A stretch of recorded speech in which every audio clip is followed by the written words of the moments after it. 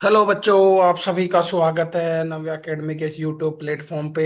आज हम लेके आए हैं जो हमने एक वादा किया था। 21 क्वेश्चनों की एक सीरीज हमने रन की है। सभी जो मोस्ट इम्पोर्टेंट चैप्टर है, ठीक है, केमिस्ट्री के। तो कल हमने एक लेक्चर कंप्लीट कर दिया था जिसमें हमने लगभग 11 क्वेश्चन कंप्लीट कर दिए थे थर्मोडायनामिक्स के। आज बाकी जो बचे हुए क्वेश्चन है उनको कंप्लीट करेंगे। तो देखिए, पहला क्वेश्चन आज का आपकी स्क्रीन पे है। इसमें लिख रखा है बेटा जी कि एक गैस है, उसको अलाउ किया गया है एक्सपेंड करने के लिए किसी पर्टिकुलर कंटेनर में, और वो कंटेनर के नेचर इन्होंने बता दिया। बेटा ये इंपॉर्टेंट बात है, नेचर कैसा है ये? इंसुलेटेड कंटेनर है। तो ये एक इंपॉर्टेंट कहानी है। इंसुलेटेड कंटेनर है तो इसका मतलब उसका हीट कांस्टेंट होगा, यानी हीट क्या होगा बेटा? इंसुलेटेड कंटेनर है तो क्यू जीरो होगा। ये बात इस लाइन से हमें हिंट मिल गया, हीट रिमेन कांस्टेंट तो Q is equal to zero हो गया बेटा। अब उसने कहा कि against a constant external pressure, और अगेंस्ट वर्ड आ रहा है तो इसका मतलब ये कौन से पाथ से जा रहा है? इरिवर्सिबल पाथ से। इरिवर्सिबल पाथ की आइडेंटिटी क्या होती है बेटा? ये तो अगेंस्ट वर्ड आए तो इरिवर्सिबल पाथ है। एक ही न्यूमेरिकल में तीन प्रेशर आ जाए या मिनिमम वर्क डन पूछा गया, ये तीन ही आइडेंटिटी इरिवर्सिबल पाथ की है, तो इरिवर्सिबल पाथ है बेटा ये। इरिवर्सिबल पाथ हो गया बेटा। अब आगे की बात सुनिए बेटा जी। नेक्स्ट बात ये कह रहा है, उसने 2.5 एटीएम से इनिशियल वॉल्यूम 2.5 से 4.5 तक तो एंटरनर्जी का चेंज पूछा है बेटा। तो इन दो इंटो से ही हमारा अब क्या अप्लाई कर देंगे बेटा हम? First law of thermodynamics. और first law of thermodynamics apply कर देंगे तो बेटा जी क्या जाएगा? Del U is equal to क्या जाएगा बेटा? क्यू प्लस डब्लू आ जाएगा बेटा।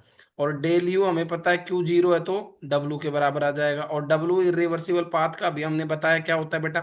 डब्लू इरिवर्सिबल पाथ का होता है बेटा माइनस का P external into delta we. Irreversible path में डिफरेंशिएशन होता है, रिवर्सिबल पाथ में हम इंटीग्रेशन करके लोग का फॉर्मूला ड्राइव करते हैं। तो W is equal to P external तो दे रखा है बेटा, पी एक्सटर्नल, और ये बेटा क्या जाएगा? V final minus V initial. तो हमारे पास में बेटा क्या इन्फॉर्मेशन हो जाएगी बेटा जी? तो डब्ल्यू इज इक्वल टू क्या जाएगा बेटा? माइनस का पी एक्सटर्नल कितना है बेटा? माइनस का 2.5 ATM. V final minus V initial तो 4.5 माइनस 2.5, तो ये वैल्यू कितनी आ जाएगी बेटा? दो के आसपास। तो ये बेटा दो के आसपास आ गई तो इसको मल्टीप्लाई करेंगे, देखो सीधा सीधा दिख रहा है। 2.5 को 2 से मल्टीप्लाई करिए, क्योंकि 2.5 में बेटा चार, तो कितना बचेगा बेटा? ये लगभग माइनस का 5। लेकिन ये आंसर किस में आया? लिटरेटियम में। और हमें आंसर चाहिए होता है बेटा जूल में। तो जूल में क्या पता होता है हमें? थर्मो में एक कॉन्सेप्ट मैंने शुरू से बताया, जब भी यूनिट कन्वर्जन करेंगे तो 1 लीटर एटीएम लगभग लगभग एग्जैक्ट 101 जूल माना गया है। तो इसका आंसर बेटा जी कितना आ गया? डेल यू का आंसर डब्लू के बराबर है। तो जूल में कितना आ जाएगा बेटा? ये तो लीटर एटीएम में, तो लगभग लगभग कितना आ जाएगा? 505 joule is the right answer of this question. ये क्वेश्चन बहुत ही अच्छा क्वेश्चन था। अगर आप थर्मो को डीपली जानते हो और चीजों को समझते थे तो ये हो जाता बेटा। आगे बढ़ जाते हैं बेटा नेक्स्ट क्वेश्चन पे। देखिए ये रहा क्वेश्चन आपकी स्क्रीन पे, केबीसी की तरह। नेक्स्ट क्वेश्चन पे चलते हैं बेटा। ऑप्शन हमने बनाए नहीं बेटा, क्योंकि ऑप्शन देख के आपको है ना रटने की हैबिट समझी जाती है। तो अगला क्वेश्चन पढ़ लीजिए बेटा। अगर किसी बच्चे को टॉपिक रिवाइज हो गए, फॉर्मूला याद है, तो वो बिना ही ऑप्शन देखे कर देगा बेटा। उसी अप्रोच को सिखा रहे हैं। What is the entropy change when 1 mole of ice is converted into water? इसका मतलब है बेटा आइस का मतलब वाटर सॉलिड फॉर्म में, और वो कह रहा है बेटा कन्वर्ट हो रहा है बेटा H2O लिक्विड में। अब H2O लिक्विड में कन्वर्ट हुआ तो बेटा इस ट्रांजिशन पे क्या होता है बेटा? कांस्टेंट टेम्परेचर और प्रेशर होता है। तो टेम्परेचर बेटा ये कितने पे दिखा रखा है वो जरूरी है। 0 डिग्री सेल्सियस पे दिखा रखा है। तो 0 डिग्री सेल्सियस का टेम्परेचर की वैल्यू कितने केल्विन के बराबर होगी बेटा? 273 केल्विन के बराबर होगी टेम्परेचर की। टेम्परेचर इज 273 बेटा। Then how to solve this one? How to solve this one? Solid is converted into liquid बेटा। The enthalpy change for the conversion of ice to liquid water is 6 kilo joule per mole. और इस process में जो enthalpy निकल रही है बेटा, that is enthalpy change. Enthalpy change कितना आ जाएगा बेटा? 6 किलो जूल। तो 6 इंटू 10 की power 3 joule per mole is the enthalpy change. Entropy, अब इस प्रोसेस में क्या होता है बेटा? जब फेज ट्रांजिशन होती है, इसको बोला जाता है बेटा फेज ट्रांजिशन। फेज ट्रांजिशन का मतलब क्या हो बेटा? एक फेज दूसरे में बदले, लेकिन वो किसी पर्टिकुलर टेम्परेचर पे बदले। इसकी टेम्परेचर क्या होता है ऐसे प्रोसेस में? कांस्टेंट होता है। तो इस केस में बेटा जी एंट्रोपी का चेंज क्या जाएगा बेटा? डेल्टा H बाई टी हो जाएगा बेटा। और डेल्टा एच क्या हो गया बेटा, दे रखा है आपको 6000 है, और टेम्परेचर कितना दिया हुआ बेटा 273, क्योंकि और कोई टेम्परेचर ही नहीं, तो आपको सीधा सा आंसर आ जाता बेटा ये। इसको डिवाइड करेंगे तो आंसर किस में आ जाएगा बेटा, एंट्रोपिक यूनिट क्या दे रखी है उसी में आ जाएगा, पहले तो जूल पर केल्विन केल्विन की, और ये किस में था मोल इनवर्स में, तो ये आंसर हो जाता बेटा। इसको मैं राउंड ऑफ करूँ तो लगभग मोटी मोटी बात 600/273 कर ले, तो बेटा आंसर एग्जैक्टली आपका आ जाता बेटा। ये क्वेश्चन ज्यादा हार्ड था ही नहीं, है ना। 6000 को अगर 273 से निपटाते हैं तो लगभग लगभग बेटा ये 22 के आसपास वैल्यू आती है ना। ये एग्जैक्ट तो 21.9 आ रही है, लेकिन आप नियरली इसको राउंड ऑफ करके कितना लिख सकते हो बेटा, 22 जूल पर केल्विन पर mole is the right answer. बढ़ जाते बेटा नेक्स्ट क्वेश्चन पे, समझ गए होंगे। आइए सेकंड क्वेश्चन मतलब हो गया कंप्लीट, आइए थर्ड क्वेश्चन पे।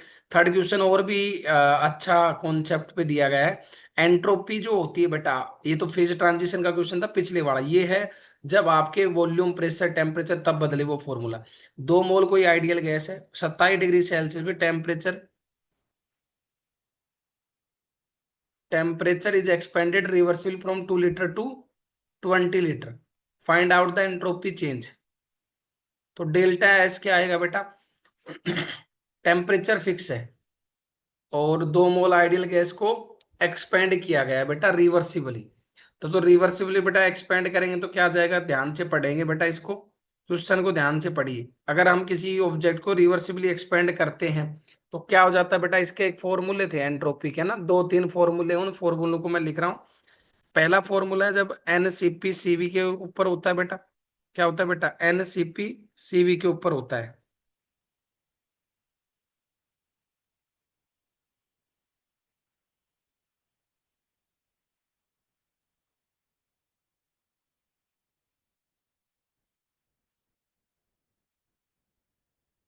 ठीक है बेटा, तो एंट्रोपी का जब फॉर्मूला होता है बेटा, इसमें आपको दे रखा है वॉल्यूम का चेंज, तो सीधा बेटा जी टेम्परेचर वाला है तो टर्म जीरो हो जाएगी बेटा। तो ये सीधी सी बात है, बस इसमें आपको 2-3 फॉर्मूले में वो जरूर लिख देता हूँ। इस फॉर्मूले में तो देखो, इसमें तो क्या है टेम्परेचर कांस्टेंट, तो सीधा ये फॉर्मूला लग जाएगा NR ln V final upon V initial बेटा। और जब इसको नेचुरल log 10 में बदलो तो एक्सपोनेंशियल लोग, तो क्या आ जाएगा बेटा 2.303। ठीक है बेटा 2.303, और इनटू में क्या जाएगा वही NR log 10, NR हो जाएगा बेटा, और लोग ये क्या हो जाएगा बेटा log base 10, और ये क्या आ जाएगा बेटा V final upon V initial. तो डेल्टा S क्या आ जाएगा बेटा 2.303। N की वैल्यू कितने मोल है, 2 मोल। R कितना है बेटा 2 कैलोरी, और ये कितना है बेटा log 10, और log 10 है तो बेटा V final upon V initial लिखेंगे तो 20/2, तो log 10 कितना हो गया बेटा 1। तो इसको राउंड ऑफ करके अगर हम सोल्व करेंगे तो बेटा एंट्रोपी कितना आ जाएगा, 2 दूनी 4, 4 दूनी 8, 8 और 1 9, 9.2 तो ये आ गया, और बेटा रफली log 2 की वैल्यू 0.3 होती है। तो इसको सोल्व कर लेंगे बेटा तो वो आंसर आपका आ जाएगा बेटा जी। ओके, तो ये आप इसके बगल में मैं साइड में सारे फॉर्मूले लिख देता हूँ। एंट्रोपी का पहला फॉर्मूला होता है जब हमें यूज करना होगा जब, तो एक फॉर्मूला तो होता है बेटा NaCV ln T2/T1, ठीक है, प्लस में NR ln V2/V1, क्या हो जाएगा बेटा V2/V1। और एक फॉर्मूला होता है बेटा दूसरा, दूसरे फॉर्मूले की बात कर लेते हैं बेटा। सेकंड फॉर्मूला क्या होगा बेटा, दूसरा फॉर्मूला सुनिए बेटा। सेकंड इसमें फॉर्मूला होता है बेटा जो हमें लिखना होता है, सुनिए। सेकंड फॉर्मूला भी इसी की तरह होगा। कैसा दिखता है सेकंड फॉर्मूला, देखो दूसरा फॉर्मूला होता है डेल्टा एस, वो हो जाता है एनसीवी की जगह NCP ln T2/T1, अपोन में क्या आ जाएगा प्लस में NR, और ln क्या आ जाता है बेटा P/P1/P2। ठीक है, तो ये हमारे पास एक फॉर्मूला होता है बेटा। ठीक है, अगर इसकी बात करें तो दूसरी वाली चीज को हम इधर लिख देते हैं। ठीक है, तो इस वाले केस में क्या होगा बेटा, दूसरा जो चीज जुड़ेगा प्लस में क्या हो जाएगा बेटा इसी फॉर्मूले में NR ln P initial/P final, ये होगा बेटा। ये 2 फॉर्मूले, इन्हीं से 4 फॉर्मूले बनते हैं। अगर isothermal process at constant temperature तो ये टर्म जीरो हो जाती थी, जैसे इस क्वेश्चन में हुई। आइसोथर्मल होता तो इसमें भी ये टर्म जीरो हो जाती। अगर आइसोकोरिक होता वॉल्यूम वाली टर्म जीरो हो जाती। तो इनको रिड्यूस करके पूछ सकता है, ये फॉर्मूले ये दो ही है, इनका 4 फॉर्मूला में कन्वर्जन कर सकता है बेटा। तो आंसर आ गया बेटा। नेक्स्ट क्वेश्चन पे बढ़ जाते हैं आगे। सुनिए बेटा, नेक्स्ट क्वेश्चन है आपकी स्क्रीन पे, देखिए बेटा जी, सुनिए ध्यान से। नेक्स्ट क्वेश्चन क्या है, इसमें पूछा गया है बेटा जी कि आपको क्या बताना है, बताइए। इसमें बेटा जी आपको हिंट दिया गया है कि कोई रिएक्शन है, गैसियस फेज में दी गई है, डेल्टा यू डेल एस भी दे रखा है, उसने डेल्टा जी के बारे में पूछा है और रिएक्शन की नेचर के बारे में पूछा है। तो इस क्वेश्चनों में देखो, पहला हिंट तो आपको ये मिल गया कि डेल्टा जी का फॉर्मूले तक पहुंचने के लिए हमें डेल्टा एच नोट चाहिए। तो डेल्टा एच नोट बराबर होगा डेल्टा यू नोट प्लस में क्या होगा बेटा, delta N G R T होगा बेटा। डेल्टा एच नोट की वैल्यू कितनी आ गई बेटा, डेल्टा एच नोट की वैल्यू आ गई। डेल्टा यू की वैल्यू दी हुई बेटा माइनस का 10 किलो जूल, तो इसको मैं 10⁻³ लिख देता हूँ, या फिर लास्ट में किलो जूल में लिख लेंगे क्योंकि किलो जूल से भी आंसर जल्दी आ जाएगा। डेल्टा एन जी कितना आएगा बेटा, इस रिएक्शन का डेल्टा एन जी कैसे निकालेंगे, number of gaseous mole of product minus number of gaseous mole of reactant. तो बेटा क्या करेंगे, 2 - 3, तो आंसर कितना आ गया बेटा, -1। तो मैं इसकी वैल्यू लिख रहा हूँ -1। आर की वैल्यू जूल में लिखेंगे तो 8.3 दी हुई है। टेम्परेचर कितना ले लेंगे बेटा, इसमें दिया है 298, तो इसको नियरली 300 मान के सोल्व कर लेंगे बेटा। तो डेल्टा एच नोट मोटा मोटा यहाँ से आ गया बेटा। अगर हम जूल में बात करें तो ये तो हो गया बेटा -10, 10,000, और ये भी माइनस में आएगा बेटा रफली। अगर इसको राउंड ऑफ करें 3 को और इसको 8 को, तो 8 या 2400, तो 2400 कुछ ये मान लो आपके पास डेटा। भाई ये 8 और इसको 300 कर लो, तो 3 × 8 = 24, तो 2400 हो गया बेटा 8 तिया। तो बेटा इन दोनों को जोड़ेंगे तो बेटा क्या आंसर आ गया, डेल्टा एच का लगभग मोटा मोटा अगर हम जोड़ें तो ये आंसर आ गया बेटा 12,400 जूल, ठीक है बेटा, और पर मोल। ये वैल्यू आ गई बेटा जी आपकी डेल्टा एच नोट की। अब हमें पता है कि डेल्टा एच नोट से हम क्या रिलेट कर पाते हैं बेटा, डेल्टा जी नोट। तो डेल्टा जी नोट कैसे लिख लेंगे बेटा, डेल्टा जी नोट होता है, वो होता है बेटा delta H note minus T delta S note. तो डेल्टा जी नोट जो होता है बेटा, वो डेल्टा एच नोट तो आ गया लगभग -12,400। टेम्परेचर वही है 298, और इसमें भी डेल्टा एच दिया बेटा आपको कितना, -44, -44 जूल में है, तो ये तो जूल में रखेंगे। तो जब आप इसको घटाएंगे बेटा तो इससे एक वैल्यू आएगी बेटा, है ना, 298, ये माइनस माइनस तो प्लस हो जाएगा, ये तो बेटा 12,400 ही है, ये वैल्यू बेटा प्लस की आएगी। तो इसमें ये एग्जैक्टली सोल्व ही करना पड़ेगा क्योंकि इसमें लफड़ा ये हो जाएगा बेटा, राउंड ऑफ करोगे तो क्या पता कम बत्ती, तो ये वैल्यू बड़ी आएगी प्लस वाली, 13,000 कुछ आसपास आ रही है एग्जैक्ट। तो आपको ये पता है कि डेल्टा जी नोट कैसे आ गया बेटा, पॉजिटिव, मेन बात ये थी। और डेल्टा जी नोट अगर पॉजिटिव तो रिएक्शन क्या होगी, नॉन स्पॉन्टेनियस। तो it is non spontaneous at, non spontaneous होगी बेटा, नॉन स्पॉन्टेनियस एट 298 केल्विन बेटा जी। आगे बढ़ जाते हैं बेटा जी, नेक्स्ट कहानी को सुनिए, नेक्स्ट कहानी को सुन लेते हैं बेटा जी। अगला क्या कह रहा है बेटा, नेक्स्ट कहानी क्या है, नेक्स्ट नेक्स्ट स्टेटमेंट को सुनिए। उसने बॉन्ड एनर्जी का क्वेश्चन दे दिया है। बॉन्ड एनर्जी के क्वेश्चनों में देखो कुछ नहीं है।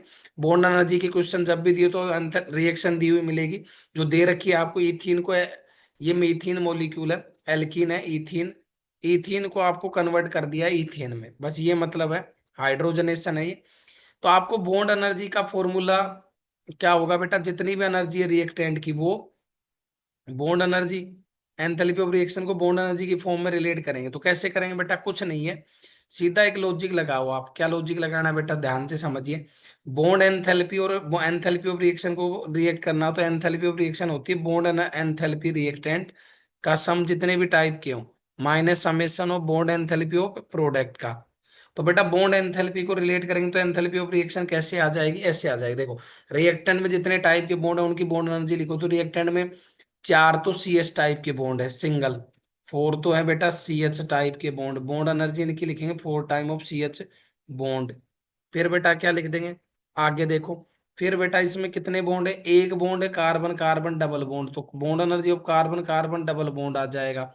एक बॉन्ड है इसमें बेटा रिएक्टेंट में bond energy of hydrogen hydrogen bond, एक बॉन्ड है बेटा बॉन्ड एनर्जी ऑफ, कैसे लिखोगे बेटा, एक है बेटा बॉन्ड एनर्जी ऑफ, ठीक है, बॉन्ड एनर्जी ऑफ किसकी होगी बेटा, 6 कार्बन और एच की बॉन्ड की होगी, सी एच बॉन्ड की, माइनस एक बॉन्ड एनर्जी होगी बेटा कार्बन कार्बन के बॉन्ड की, कार्बन कार्बन के बॉन्ड की।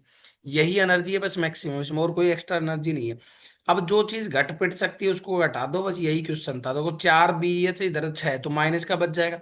तो मोटी मोटी बात बच गई बेटा, bond energy of carbon carbon double bond plus bond energy of carbon sorry hydrogen hydrogen single bond, और इधर से लफड़ा हटाएंगे तो ये बच जाएगा -2 bond energy of CH bond, और माइनस का क्या हो जाएगा बेटा, bond energy of carbon carbon single bond. अब ये वैल्यू दे रखी है, बस कुछ नहीं, वैल्यू सब्स्टिट्यूट करो करो और आंसर अब तक पहुंच गए हो। तो वैल्यू क्या सब्स्टिट्यूट करनी है बेटा, bond energy carbon carbon double bond के ऊपर दी हुई है, कितना है ये रहा 606, नियरली वैल्यू रख दो तो 600। तो एंथैल्पी ऑफ रिएक्शन क्या जाएगी बेटा, इधर लिख रहे हैं एंथैल्पी ऑफ रिएक्शन आ गई बेटा 606, तो लगभग ये राउंड ऑफ करके ले रहा हूं, आप एग्जैक्ट ले लेना। बॉन्ड एनर्जी बेटा हाइड्रोजन हाइड्रोजन बॉन्ड की भी दे रखी है 431 है, इसको minus bond energy carbon carbon bond की है, कितनी है एक ही है, तो इसको CH बॉन्ड की 2 टाइम कर दो तो 410 का 2 टाइम्स कर देंगे, और माइनस में कितना लिखना है बेटा 336 300।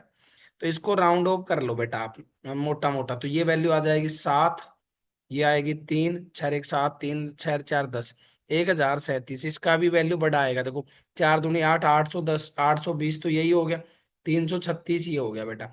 तो माइनस की बचेगी बेटा एंथैल्पी ऑफ रिएक्शन, तो 1037 माइनस इसमें बेटा 6 3 2 5 8 3 11, तो 1056। तो एंथैल्पी ऑफ रिएक्शन क्या आ जाएगी बेटा, इसमें देखेंगे तो 1156 में 1037, तो 16 में से 9 बच गया, 4 में से 3 गई, 1 बच गया, एक, तो -119 के आसपास आंसर आ गया। बहुत ही आसान क्वेश्चन था, तरीका पता होना चाहिए बस, फिर वैल्यू सब्स्टिट्यूट करनी है, आगे बढ़ जाते हैं बेटा। नेक्स्ट कहानी को सुन लेते हैं बेटा। अगला क्वेश्चन देखिए, अगला क्वेश्चन भी कुछ इसी तरह का है, लॉजिकल, सुनिए ध्यान से बेटा। उसने क्या कहा है बेटा, ध्यान से पढ़िए। The value of delta H and delta S of the reaction if C graphite अगर कन्वर्ट हो रहा है CO2 से रिएक्शन करके 2CO में, उसकी डेल्टा एच, तो this reaction will be spontaneous, कब स्पॉन्टेनियस होगी। तो हमें पता होती है स्पॉन्टेनिटी का, जब भी कोई क्वेश्चन आता है तो उसको हम डेल्टा जी से रिलेट करते हैं, वो होता है बेटा delta H minus T del S, और डेल्टा जी स्पॉन्टेनिटी के लिए क्या होनी चाहिए, लेस देन 0। तो इसका मतलब delta H minus T del S क्या आएगा बेटा, लेस देन 0, ये मतलब हुआ। ये मतलब हुआ, या इसको और ज्यादा सही लिखना चाहो तो बेटा ऐसा लिख दो, कैसा लिख देंगे, इसको ऐसा लिख दो ना, वो ज्यादा बेटर है क्योंकि उससे आप समझ पाएंगे बेटा जी, लेस देन 0। और जब इसको अरेंज किया गया तो टी डेल एस, इसका साइन बदल जाएगा डेल्टा एच, तो डेल्टा एस की वैल्यू क्या आ जाएगी बेटा, बाई टी। हमें निकालना टेम्परेचर है तो इसको टी को इधर रख लो, तो टी बड़ा होना चाहिए बेटा डेल एच और डेल एस के रेशियो से। ये क्वेश्चन था। इस टेम्परेचर की जो वैल्यू आएगी उससे बड़े टेम्परेचर पे हमेशा रिएक्शन स्पॉन्टेनियस कहलाएगी बेटा। तो टी ग्रेटर देन कितना, डेल्टा एच दे रखा है किलो जूल में, तो उसको जूल में लिख दो, 170 इंटू 1000, ये तो हो गया जूल में, और ये 170 जूल ही है। तो बेटा ये सीधा सीधा कट गया, इसका मतलब टेम्परेचर 1000 केल्विन से बड़ा होना चाहिए, उस टेम्परेचर पे हमेशा ये रिएक्शन स्पॉन्टेनियस हो गया। ऐसे क्वेश्चन आने की प्रोबेबिलिटी बहुत बहुत ज्यादा है, मैं ये कहूंगा ये इंपॉर्टेंट क्वेश्चन है, जो ये पोर्शन कई बच्चे पढ़ के नहीं जाते, वहीं पे लंका लग जाती है बेटा, पढ़ के जाना डेल्टा जी को। आगे बढ़ जाते हैं बेटा, नेक्स्ट क्वेश्चन पे बढ़ जाते हैं, सुनिए। नेक्स्ट क्वेश्चन है बॉन्ड डिसोसिएशन एंथैल्पी से, क्वेश्चन को पढ़िए। बॉन्ड डिसोसिएशन एंथैल्पी दे रखी है आपको, कोई क्वेश्चन है, H2 प्लस Cl2 कन्वर्ट हो जाता है बेटा 2 इक्विवेलेंट ऑफ HCl। अब इसने एंथैल्पी ऑफ फॉर्मेशन की सेंस पूछी है, तो यार बेटा एंथैल्पी ऑफ फॉर्मेशन की नॉर्मली डेफिनेशन होती है 1 मोल के बनने से। तो पहले इस रिएक्शन को 1 मोल बनाएंगे तो क्या करेंगे, दोनों साइड डिवाइड कर दो 2 से, 1 बाई, मतलब डिवाइड हो गया तो 1/2 ही हो गया दोनों साइड। तो ये आ गया बेटा 1/2, 1/2 Cl2, और इधर हो गया बेटा 1 इक्विवेलेंट। अब ये कहलाएगी, ये रिएक्शन जो लिखी है एंथैल्पी ऑफ फॉर्मेशन की रिएक्शन हो गई अब, ठीक है। अब एंथैल्पी ऑफ फॉर्मेशन का मतलब होता है बेटा स्टैंडर्ड कंडीशन पे ये वैल्यू 0 लिख दी जाती है, ये ध्यान रखो, स्टैंडर्ड कंडीशन पे बेटा क्या लिख दी जाती है, 0 लिख दी जाती है। तो एंथैल्पी ऑफ फॉर्मेशन बराबर आ जाएगी इस रिएक्शन का एंथैल्पी ऑफ रिएक्शन के लिए। अब इनकी बॉन्ड डिसोसिएशन एंथैल्पी दे दी, तो याद रखो बॉन्ड डिसोसिएशन एंथैल्पी और एंथैल्पी ऑफ रिएक्शन बन जाएगी। क्यों बन जाएगी, देखो मैं एक हिंट बताता हूँ। स्टैंडर्ड एंथैल्पी ऑफ फॉर्मेशन में एक डेफिनेशन है कि जब हम 1 मोल प्रोड्यूस करते हैं तो वो उनके स्टैंडर्ड स्टेट में जो एलिमेंट लिए जाते हैं उन सबका एंथैल्पी ऑफ फॉर्मेशन 0 होता है। वो एंथैल्पी ऑफ रिएक्शन की इसलिए इसलिए बराबर आ गई। तो ये क्या आएगी बेटा, enthalpy of formation of HCl product -1/2 enthalpy of formation of, जब फॉर्मेशन दे और कुछ और रिलेट करना हो तो ऐसा लिखना ही पड़ेगा, -1/2 enthalpy of formation of Cl2 बेटा। तो इन दोनों का बेटा निपटारा कर देंगे तो बेटा क्या जाएगा, जीरो। क्या आएगा बेटा, जीरो। तो enthalpy of reaction is equal to क्या जाएगा बेटा, enthalpy of formation of HCl। तो ये वैल्यू तो जीरो आएंगी क्योंकि स्टैंडर्ड कंडीशन में, इसी की वजह से मैं क्या कह रहा था कि एंथैल्पी ऑफ रिएक्शन कहलाती है ये। तो डेल्टा एच अब हमारी आ गई एंथैल्पी ऑफ फॉर्मेशन के बराबर ही बेटा, आ गया। तो अब इसी वजह से हम क्या कर सकते हैं, एंथैल्पी ऑफ रिएक्शन का वही फॉर्मूला जो पिछले एक बॉन्ड एंथैल्पी दे रखी थी, तो हम क्या करेंगे, रिएक्टेंट माइनस प्रोडक्ट। तो रिएक्टेंट में क्या है, 1/2 bond energy of HH bond, plus में 1/2 bond energy of CCl bond, minus में bond energy of HCl bond. ये आ जाएगी बेटा। तो एंथैल्पी ऑफ रिएक्शन कितनी आ जाएगी बेटा, 1/2 bond energy of HH bond कितनी दे रखी है बेटा, 434, प्लस में ये बॉन्ड एनर्जी कितनी दे रखी है, 1/2 242, और ये कितनी दे रखी है बेटा, बॉन्ड एनर्जी ऑफ 431। तो बेटा ये कितनी आ जाएगी, एंथैल्पी ऑफ रिएक्शन। तो बेटा कितना हो जाएगा, to, to Ekam to, to, यहाँ पे भी कितना आ जाएगा, 121, और ये माइनस का तो इसको घटा लेंगे बेटा, पॉजिटिव ही बचनी चाहिए जिस हिसाब से वैल्यू दिख रही है ना एंथैल्पी ऑफ रिएक्शन। कैसे, देखो इन दोनों का जोड़ देखो, ये तो बेटा 8 हो गया, ये हो गया 3, और ये भी 3, 338, अच्छा नेगेटिव ही बचेगी। तो बॉन्ड एंथैल्पी नेगेटिव ही बचेगी बेटा, इसको घटा लेना, आंसर आ जाएगा बेटा। क्वेश्चन बहुत अच्छा था, आगे बढ़ जाते हैं। जिन बच्चों को ये एंथैल्पी ऑफ रिएक्शन और एंथैल्पी ऑफ फॉर्मेशन में रिलेशन पता था तो वो कर पाते, बाकी के नहीं कर पाते बेटा। सुनिए ध्यान से अगला, नेक्स्ट क्वेश्चन है, डेंसिटी दे दी ग्रेफाइट की, कंफ्यूज करने के लिए क्वेश्चन दिया था, मैं मोटी मोटी बात बोलूं तो डेंसिटी दे देगी ग्रेफाइट की। तो डेंसिटी कैसे होती है बेटा जी, आपको पता है डेंसिटी क्या होती है बेटा, मास पर यूनिट वॉल्यूम होती है। अब स्टैंडर्ड फ्री एनर्जी चेंज पूछ लिया, इज इक्वल टू बेटा the pressure which graphite will be transform into diamond. ये कह रहा है बेटा सी ग्रेफाइट है, इस ग्रेफाइट से बहुत लंबे टाइम के बाद में कोई चीज डायमंड में बदलती है ना, बहुत लंबा टाइम पीरियड है, आप बहुत सा डायमंड इकट्ठा करके रख के जाओ, कोई पीढ़ी आपकी ऐसी आएगी जो आपको गुण गाएगी। क्यों, क्योंकि वो डायमंड बहुत लगभग लगभग आप ये समझिए 4500 ईयर, तो इतने ईयर के लिए जीना चाहिएगा इंसान को हमारे कोई पीढ़ी में। सी ग्रेफाइट डायमंड में चला जाता है, तो वो आदमी तो जो आपके गुण ही गाएगा जब वो डायमंड में खेलेगा तो। लेकिन ये एक इम्पॉसिबल सी टास्क है बेटा, आगे आ जाओ। The density of graphite and diamond are respectively this, and if the standard free energy different. तो देखो डेल्टा जी पूछा है, तो डेल्टा जी बेटा होता है VDP। देखो एक बॉक्स होता है बेटा, मैं उसी से समझा ही देता हूँ डेल्टा जी को कैसे निकालते हैं, क्योंकि बहुत से बच्चों को ये कॉन्सेप्ट पता ही नहीं होगा, है ना। एक ट्रिक टेबल है सत्य प्रकाश वाली, उसको समझ लो। पहले कोई स्क्वायर बॉक्स बनाओ और उसके ऊपर सभी टाइप की एनर्जी और वेरिएबल लिखो। इसके कॉर्नर पे है सत्य प्रकाश वेरी टायर्ड, ठीक है, हे गॉड अभी उठा लो। तो बेटा जी क्या आएगा, ये एरो इधर और ये एरो इधर बेटा जी। तो अब क्या कर लेंगे बेटा, सुनिए हमें डेल्टा जी निकालना है, तो D G is equal to क्या जाएगा बेटा, VDP, माइनस में क्या जाएगा बेटा, SDT।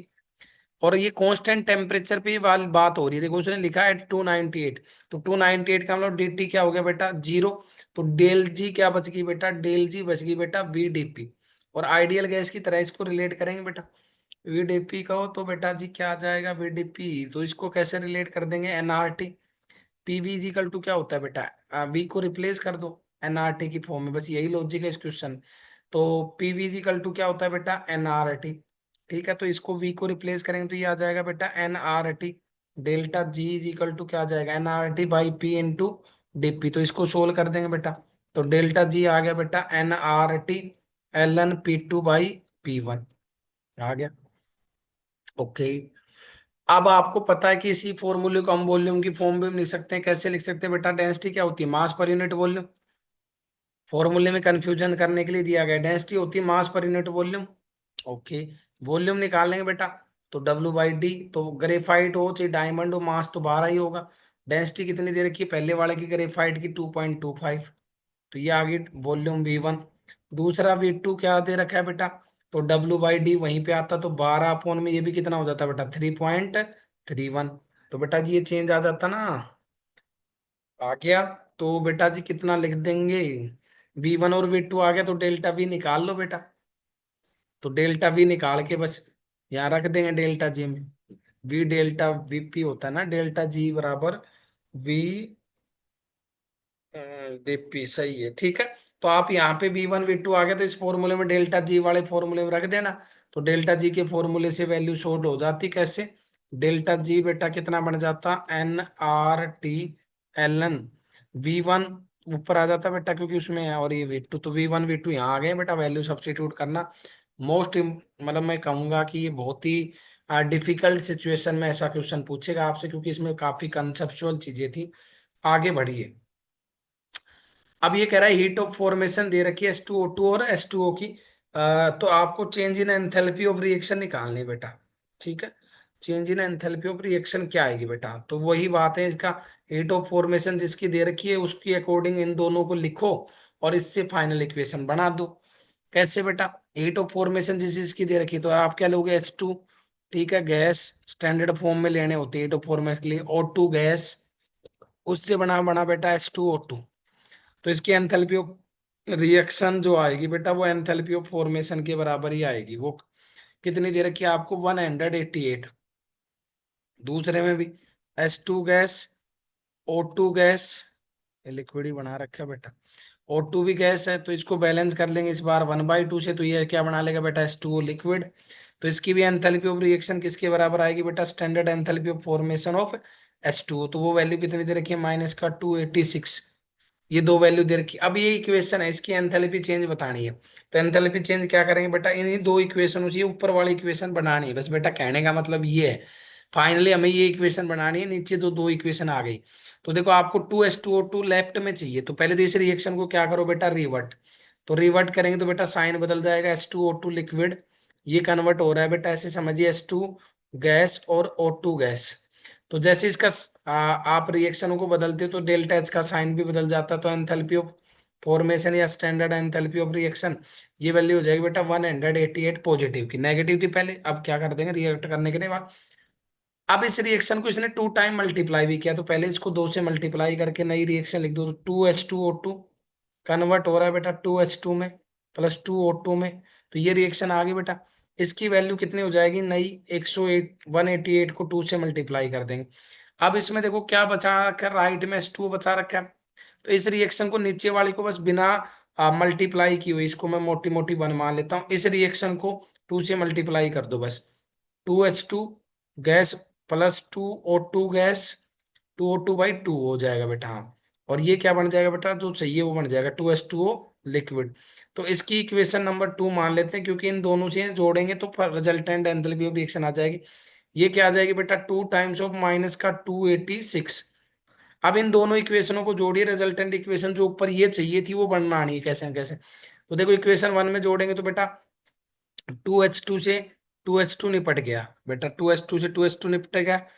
एक ऑक्सीजन है इधर, तो उधर दो है, तो एक बच जाएगी। तो यही तो चाहिए था बस हमें फाइनल। तो 2H2O2 कन्वर्ट हो रहा है बेटा किसमें, 2O2, यानी 1O2 बचेगा ना, हाँ 1 ही बचेगा, क्योंकि एक तो इधर निपट गया, प्लस 2H2O लिक्विड। तो बस ये था मतलब। तो अब इन दोनों को जोड़ रहे थे, इन दोनों का रिजल्टेंट जोड़ दो, that is enthalpy of reaction. तो एंथैल्पी ऑफ चेंज क्या आ जाएगा बेटा, इन दोनों का सम 188 और 2 का 2 गुना कितना हो गया बेटा, 8 दूनी 16, 8 दूनी 16, 1 17, 376। और इसको 2 गुना करेंगे तो ये माइनस की, बस ये प्लस की ऊपर वाले। तो 6 दूनी 12, एक 8 दूनी 16, एक 17, 2 दूनी 4, एक 572। इन दोनों का सम कर दो, -572 प्लस 376। तो वैल्यू कितनी आ जाएगी बेटा, 572 में 376 जोड़ो तो एक तरीके से माइनस का ही बचेगा। 12 में से 6 गया तो 6, 16 में से 7 गया तो 9, 4 में 3, माइनस का 196 आंसर आ गया बेटा। बहुत ही अच्छा क्वेश्चन कहेंगे इसको बेटा। आगे बढ़ जाते हैं, ठीक है। थोड़ा टाइम कंज्यूमिंग तो था बेटा, इसमें थोड़ा टाइम लगा, आई अंडरस्टैंड। लेकिन बेटा जी ऐसे क्वेश्चन देने की इसलिए प्रोबेबिलिटी बढ़ गई, पेपर लीक हो चुका है, निपटारा कुछ डिफिकल्ट लेवल के ऊपर ही करेंगे ये। एंथैल्पी ऑफ मीथेन गैस दे रखी हो, उसकी नेगेटिव दी हुई है। Enthalpy of combustion are X and Y respective, then which relation is correct. Enthalpy of delta H इसकी नेगेटिव दे रखी है, और एंथैल्पी ऑफ कंबशन इसकी ये दे रखी है एक्स और वाई। इस रिएक्शन दो को जोड़ के बेटा ये ऊपर वाली बनानी, कहने का मतलब है कि enthalpy of combustion CH4 plus O2 लिखिए, तो इससे क्या बनेगा बेटा, CO2 प्लस H2O, इसको बैलेंस कर दो, तो ये 2 से बैलेंस हो जाएगा बेटा 2H2O, और ये भी 2 से बैलेंस हो जाएगा बेटा। तो बस कुछ नहीं था इसमें, इतनी सी कहानी थी। तो आगे क्या लिख देंगे बेटा, 2O2। तो ये आपकी एंथैल्पी ऑफ कंबशन, इसकी इक्वेशन दे रखी है, एंथैल्पी ऑफ कंबशन इसकी वैल्यू दे रखी है x। ऐसे दूसरी इक्वेशन लिख लेनी थी बेटा, वो क्या है, मिथेनॉल का कंबशन। तो मिथेनॉल के कंबशन को भी आप ऐसे लिख देंगे प्लस में O2। तो इसको कैसे लिख देंगे बेटा, तो इज इक्वल टू क्या आएगा बेटा, ये भी CO2 और H2O में बदलेंगे, फिर इसको बैलेंस कर देंगे। इसकी भी एंथैल्पी ऑफ कंबशन दी है y। तो पहले बैलेंस करो, बस बैलेंसिंग आ गई तो सब आ गया। सुनिए, तो इसमें टोटल हाइड्रोजन 4 है, तो 2 दूनी 4 हो गया बेटा। टोटल ऑक्सीजन कितने हैं, इसमें राइट में प्रोडक्ट में आगे 2 दूनी 4, तो ये बेटा एक तो है ही है, किससे मल्टीप्लाई हो जाएगा, 3/2 से। ये वैल्यू किससे मल्टीप्लाई कर देंगे बेटा, 3/2 से। तो ये वैल्यू आ गई बेटा 3/2 O2। ये है, इन दोनों से जोड़ के हमें ये बनानी है बेटा, कहने का मतलब ये है बेटा, बस ये क्वेश्चन में यही लॉजिक था और कोई लॉजिक ही नहीं है। आपको ये इक्वेशन बनानी है इन दो से, कैसे कैसे बनेगी वो मुद्दा था। तो CH4 लेफ्ट में रहना चाहिए, CH3OH राइट में, तो पहले इसी इक्वेशन को रिवर्ट करिए। रिवर्ट करेंगे तो बेटा क्या आ जाएगा, देखो CO2 लेफ्ट में, इक्वेशन 2 को रिवर्ट कर रहे हैं, रिवर्स करके लिख रहे हैं। तो CO2 2H2O किस में बदल रहा है बेटा, 3/2 O2, और किस में बदल रहा है बेटा, CH3OH में। तो एंथैल्पी ऑफ कंबशन क्या आ जाएगा बेटा, माइनस का y। एंथैल्पी ऑफ कंबशन क्या आ गया बेटा, माइनस का y। अब इन दोनों इक्वेशनों को लिखिए, पहला इक्वेशन ये है और दूसरा इक्वेशन ये है। तो 1 और 2 को अगर हम जोड़ेंगे बेटा तो क्या बन जाएगा बेटा, CO2 से CO2 निपट जाएगा, 2H2O से 2H2O निपट जाएगा। तो आपके पास में जो इक्वेशन चाहिए थी वो बन गई बेटा, CH4।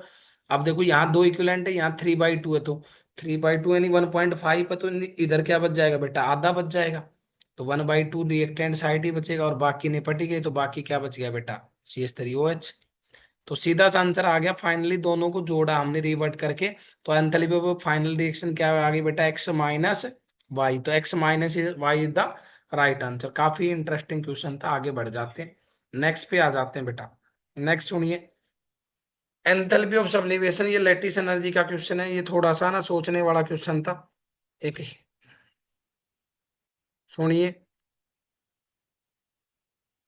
नेक्स्ट क्वेश्चन है एंथैल्पी ऑफ सब्लिमेशन, ये लैटिस एनर्जी के डायग्राम से आएगा। लैटिस एनर्जी का ही क्वेश्चन है ये। तो लैटिस एनर्जी के डायग्राम से क्वेश्चन से आंसर आ जाएगा बेटा, कैसे आ जाएगा सुनिए। देखो पहला क्वेश्चन दे रखा है एंथैल्पी ऑफ सब्लिमेशन, तो पहले इसका डायग्राम बना लो बेटा, और डायग्राम बना गए तो आंसर आ गया बेटा।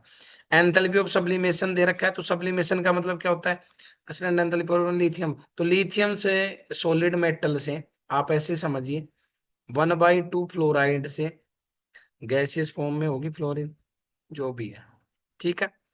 और उससे क्या बना रहा है बेटा, लिथियम फ्लोराइड बना रहा है। इसकी एंथैल्पी ऑफ फॉर्मेशन दे रखी है आपको, डेल्टा H ऑफ फॉर्मेशन दी हुई है।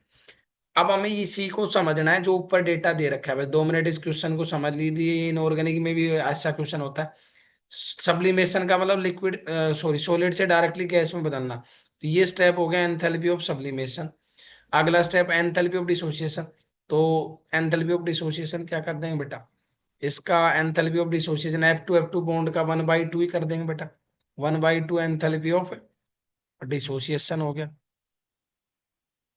तो ये फ्लोरीन गैस बन गई। आयोनाइजेशन एंथैल्पी ऑफ लिथियम, तो लिथियम से क्या कर रखा है बेटा, आयोनाइज कर रखा है लिथियम प्लस में। तो ये आयोनाइजेशन एनर्जी वाला स्टेप हो गया इसका। इलेक्ट्रॉन गेन एंथैल्पी इसकी कर रखी है बेटा गैसियस फेज में, तो इसकी इलेक्ट्रॉन गेन एंथैल्पी आ जाएगी F नेगेटिव बन जाएगा। अब इन दोनों को मिलाएं, लिथियम उसके कंस्टिट्यूएंट गैसियस आयंस में जब इनको मिलाया जाता तो ये कहलाती है lattice energy, that is UL, lattice energy. ये इसका लैटिस डायग्राम था, बोन हेबर लैटिस भी समझ लो इसको, है ना, बोन हेबर लैटिस डायग्राम कहा जाता है। बोन लैटिस एनर्जी डायग्राम होता है ये। इस एनर्जी डायग्राम में यही टर्मिनोलॉजी होती है। अब जो हमसे पूछा गया है उसके ऊपर फोकस करिए, मुद्दे की बात ये बस। अब उसने क्या क्या वैल्यू दे रखी, सब दे रखी, लैटिस एनर्जी और एंथैल्पी ऑफ फॉर्मेशन किसके बराबर लिखेंगे, इन सबके सम के। ये बस मेन फॉर्मूला था इसमें। तो एंथैल्पी ऑफ फॉर्मेशन जो लिखा जाएगा बेटा वो किस किस का सम होगा, एंथैल्पी ऑफ, है स्लो लगता है, जितने भी स्टेप में कोई भी हो उन सब स्टेप की एनर्जी का सम करना है। आयनाइजेशन एनर्जी का सम 1/2 half delta H of dissociation energy plus में इलेक्ट्रॉन गेन एंथैल्पी का सम। तो आपके पास में बेटा डेल्टा एच फॉर्मेशन क्या आ गया, एंथैल्पी ऑफ सब्लिमेशन कितना दे रखा है 155 किलो जूल। आयनाइजेशन एनर्जी देखो कितनी दे रखी है, ये भी किलो जूल में 520। Half of bond dissociation energy देखो, तो 150 का हाफ कर देंगे बेटा। प्लस में इलेक्ट्रॉन गेन एंथैल्पी कितनी दे रखी है, माइनस का 313। तो इससे आपके पास में और स्टैंडर्ड एंथैल्पी ऑफ फॉर्मेशन दी हुई है बस, तो लैटिस एनर्जी आ जाती। यहाँ पे ये वैल्यू रख देना, माइनस का ये वैल्यू दे रखी है स्टैंडर्ड एंथैल्पी ऑफ फॉर्मेशन 594। तो ये क्वेश्चन था इसलिए दिया गया ताकि आपको ये डायग्राम समझ में आए बेटा। डायग्राम अच्छा था, ठीक है। पहले स्टेप में सब्लिमेशन स्टेप है, ये वाला सब्लिमेशन में लिख भी देता हूँ अच्छे से। ये सब्लिमेशन हो रहा है सॉलिड का डायरेक्टली गैस में। सब्लिमेशन के बाद में इसमें इसको आयनाइज किया गया गैसियस फेज से उसके इलेक्ट्रॉन लॉस करके। ये इसका डिसोसिएशन स्टेप है, जिसको डिसोसिएशन एनर्जी की फॉर्म में लिखा गया है। ये इसका इलेक्ट्रॉन गेन एंथैल्पी है, तो ये इलेक्ट्रॉन गेन एंथैल्पी वाला स्टेप है, गेन एंथैल्पी। और ये वाला स्टेप बेटा लैटिस एनर्जी वाला है। तो इस तरीके से आपको डायग्राम बनाना होगा कई बार। और ये इसकी फॉर्मेशन वाला स्टेप है। तो ये लैटिस एनर्जी में अगर क्वेश्चन आता तो बेटा इससे बाहर कुछ नहीं आएगा। आगे बढ़ जाइए, आगे बढ़ जाते हैं बेटा।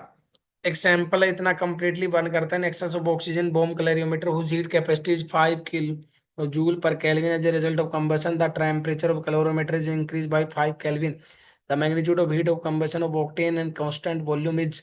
तो आपको पता है कि कांस्टेंट वॉल्यूम पे हीट का मतलब डेल्टा यू पूछ रहा है, क्योंकि हीट एट कांस्टेंट वॉल्यूम पे हम क्या लिखते हो, क्यूवी। और क्यूवी का मतलब क्या होता है बेटा, डेल्टा यू। तो उसमें बेटा M C into delta T होता है बॉम्ब कैलोरीमीटर के लिए।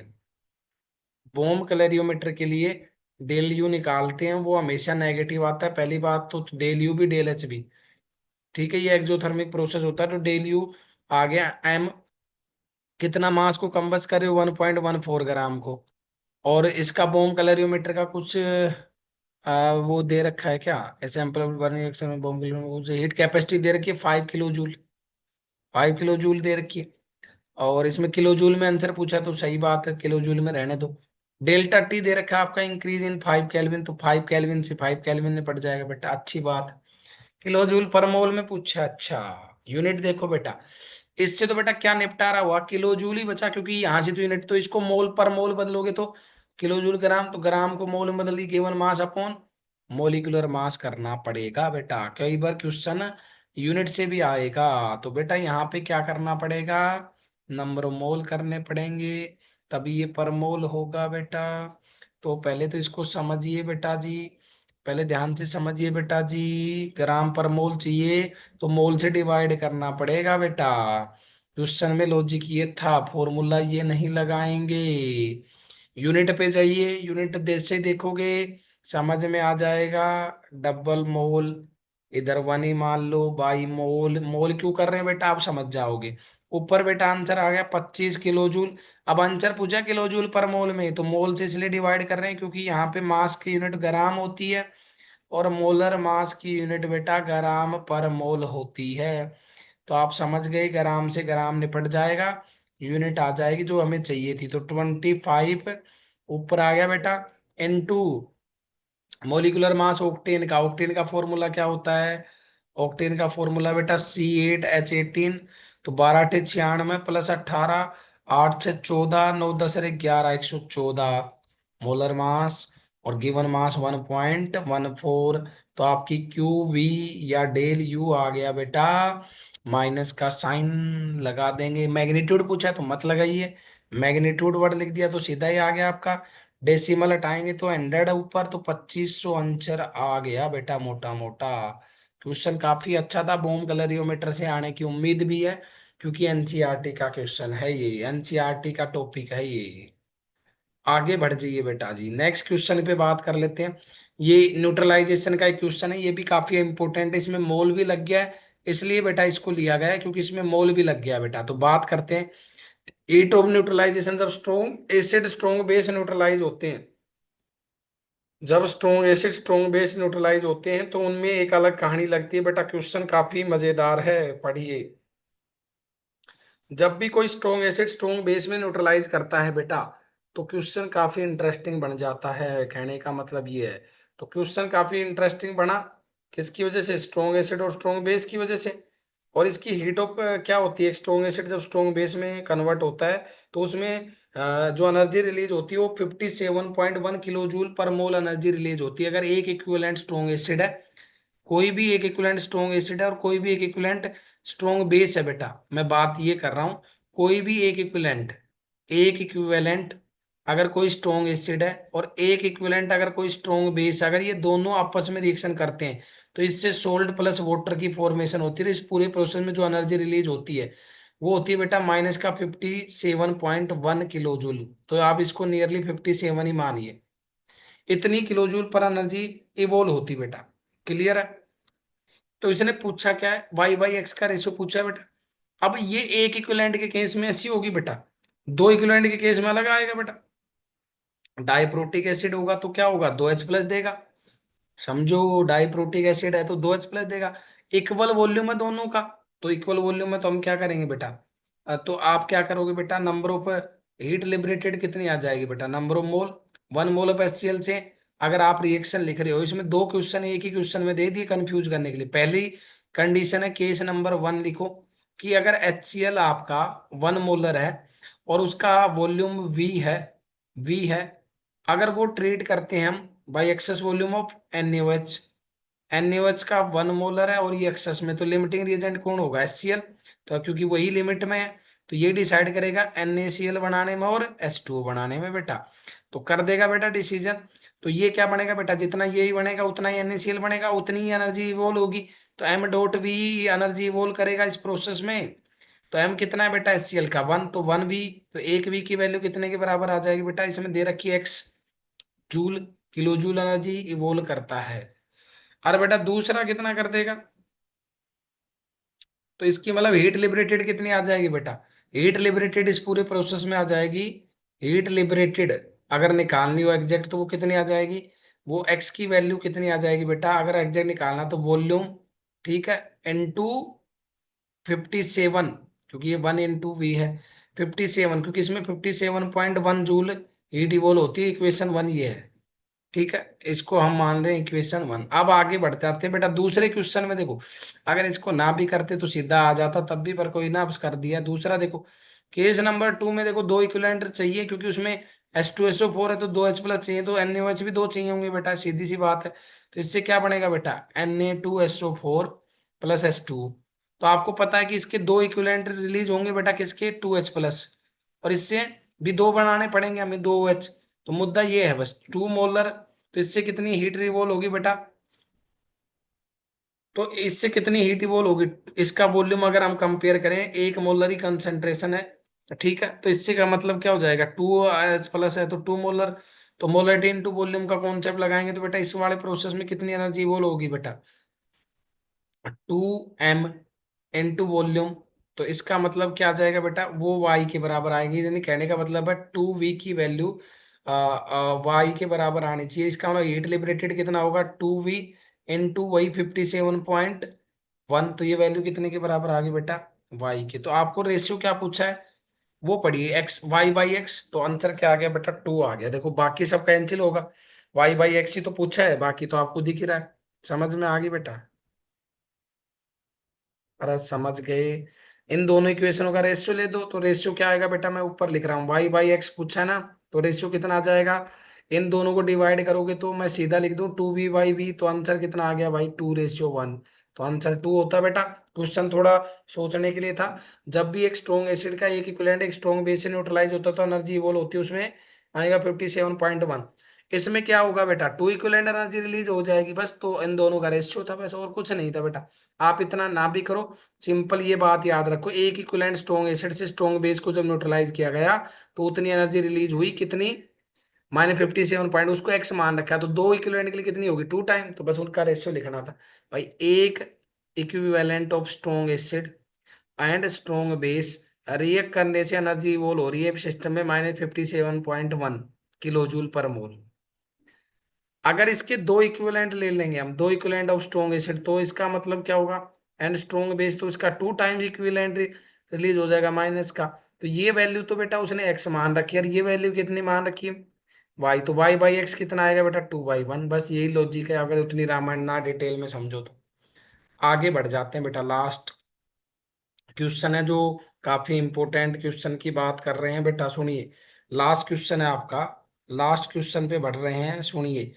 हीट ऑफ सॉल्यूशन दे रखी है, ये भी एक इंपॉर्टेंट कॉन्सेप्ट के ऊपर क्वेश्चन है। हीट ऑफ सॉल्यूशन और हीट ऑफ हाइड्रोजनेशन क्या क्या दिख रखा है वो पढ़िए। हीट ऑफ सॉल्यूशन दे रखी है, ठीक है, कॉपर सल्फेट कितनी है, और हीट ऑफ हाइड्रेशन पूछिए। तो जैसे क्वेश्चन दे रखा है बस उसको समझने की कोशिश करिए, अब आंसर अपने आप आ जाएगा बेटा। हीट ऑफ सॉल्यूशन का मतलब होता है सॉल्यूशन का जिक्र हो तो कोई भी सोल्ट हो उसमें वाटर हमेशा एक्सेस में होता है बेटा, ये समझो। और ये क्या कहलाएगा बेटा, जब भी वाटर के साथ रिएक्शन करेगा तो कॉपर सल्फेट बेटा aqueous कहलाएगा। तो ये कह रहा है इसकी एनर्जी मोल होती है -70 किलो जूल पर मोल, इक्वेशन 1। दूसरा कह रहा है जो हीट ऑफ सॉल्यूशन है वो अनहाइड्रस एंड हाइड्रेटेड। हाइड्रेटेड हो तब भी पानी तो एक्सेस में, मैंने बताया था हाइड्रेशन में तो H2 एक्सेस में डिजॉल्व करेंगे, तो फिर से एक्सेस में लिखेंगे। तो इसमें क्या बनेगा, इसमें भी यही बनेगा बेटा, कॉपर सल्फेट और aqueous। उस प्रोसेस में कितनी जो लग रही है बेटा, 12 किलो जूल पर मोल। तो आंसर क्या आएगा बेटा, क्वेश्चन पूछा हीट ऑफ हाइड्रेशन बताइए, कॉपर सल्फेट इतनी -x है तो x की वैल्यू बतानी, कॉपर सल्फेट से इसकी बतानी। तो इक्वेशन ये दो है ना, 2 नंबर, इसको रिवर्ट कर दो बेटा, क्योंकि हमें ये राइट हैंड में चाहिए। तो इसका मतलब ये सर रिवर्ट करेंगे इक्वेशन सेकंड को। तो इक्वेशन सेकंड को रिवर्ट करेंगे तो बेटा मोटी मोटी बात ये आ गई, कॉपर सल्फेट aqueous।